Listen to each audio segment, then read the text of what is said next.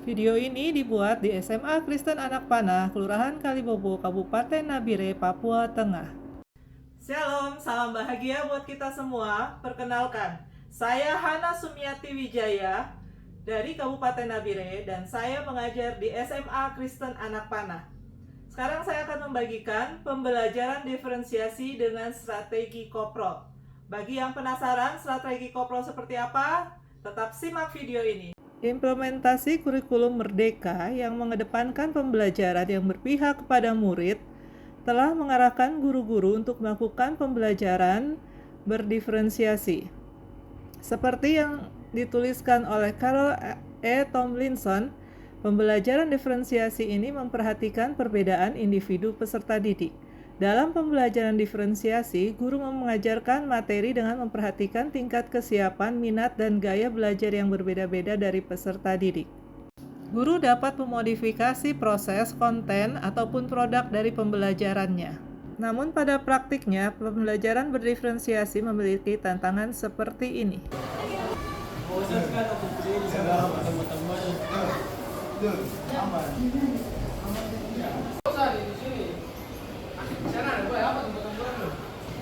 Ini juga dialami oleh guru-guru yang lainnya. Fokus di kelompok 1 dan 2, ketika kelompok 3 atau kelompok 4 lari ke sana, lari ke sini. Padahal mereka yakin saya mau menggambar, tapi setelah itu mungkin rasanya ini saya mau menulis saja. Jadi di situ proses pergantian itu kayaknya makan waktu. Jadi salah kelompok atau bagaimana ya? Tidak, kalau yang auditori sama itu tidak. Cuman yang minatnya mereka mungkin belum, mereka masih karena melihat temannya, kayaknya menggambar asik ini. Habis itu ganti lagi menggambar. Strategi koprol yang menggabungkan peserta didik dengan berbagai gaya belajar dan minat belajar dalam satu kelompok diharapkan dapat mengatasi masalah tersebut. Langkah pertama, bekerja sama dengan guru BK untuk mempersiapkan asesmen diagnostik bagi peserta didik. Selamat siang Pak Demi. Selamat siang. Setelah itu dilakukan asesmen kognitif untuk mengetahui kesiapan belajar peserta didik. Selanjutnya, pendidik membuat kelompok belajar berdasarkan pemetaan profil belajar dan kesiapan belajar.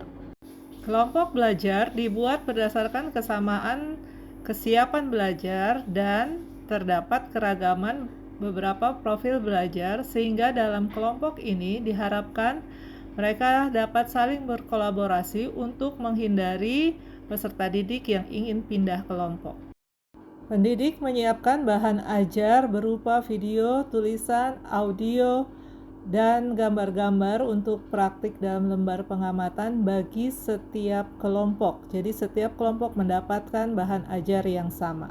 Setelah menyampaikan tujuan pembelajaran, pendidik membebaskan peserta didik untuk memilih sendiri aktivitas belajar yang diminatinya dalam kelompok koprol masing-masing karena setiap kelompok sudah difasilitasi untuk dapat melakukan aktivitas secara visual, auditori, ataupun kinestetik. Dengan demikian, peserta didik dalam kelompoknya masing-masing dapat mengikuti, mencoba, bahkan melakukan seluruh aktivitas yang diinginkannya. Selanjutnya, peserta didik mempresentasikan pemahamannya dengan berbagai macam bentuk yang sesuai dengan minatnya. Ada yang menyampaikan presentasi lewat PowerPoint, ada pula yang menyampaikan presentasi pemahamannya dalam bentuk gambar, dan ada pula yang menyampaikan presentasi pemahamannya dalam bentuk lagu. Ada bagian barat, tengah, dan timur. Bagian barat disebut Asia Timur. Kegiatan diakhiri dengan refleksi dari peserta didik. Saya suka dengan tipe belajar ini karena kami bebas untuk menggunakan dengan cara belajar kami sendiri, menggunakan buku, video, dan gambar. Jadi ketika kami merasa kesulitan dalam satu tipe belajar kami bisa pindah dengan cara belajar yang lain dibandingkan dengan cara belajar yang hanya terfokus dengan satu cara belajar saja, yaitu misalnya kami hanya belajar dengan buku saja, video saja, atau gambar saja. Saya sudah belajar di sini karena kita usahakan kita memudahkan karena menggunakan gambar, buku dan HP. Karena tidak memudahkan karena pelajaran lain tuh memudahkan karena hanya cuma 20 menit tuh kayak di depan. Ya dengan belajar seperti ini kita tidak bosan kan cuma dengan video, lihat gambar, baca buku. Ya mungkin saya pendapat Saya paling senang itu belajar dengan HP sama dibagi-bagi dengan buku begini guru. Karena satu bisa mencari, satu juga bisa mencari lewat HP. HP itu bisa lebih mudah sama lihat di buku juga itu bisa memperjelas. Ya. Begini, kalau kita bosan, contohnya bosan belajar di buku atau HP, kita bisa baku tukar dengan kertas yang ibu guru berikan.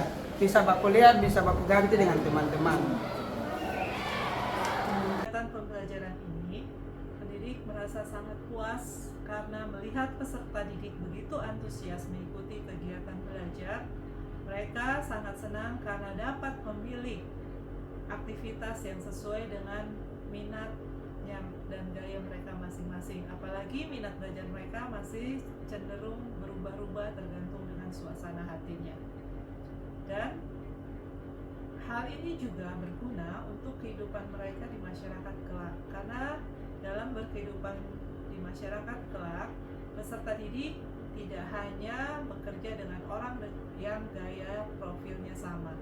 Mereka dituntut untuk dapat berkolaborasi dengan bermacam gaya dan profil masyarakat yang ada. Demikianlah video saya ini, dan saya ucapkan terima kasih bagi para pemirsa yang sudah menyimak video saya ini, dan saya berharap video ini dapat memberikan kontribusi terhadap terciptanya pendidikan berkualitas di Indonesia.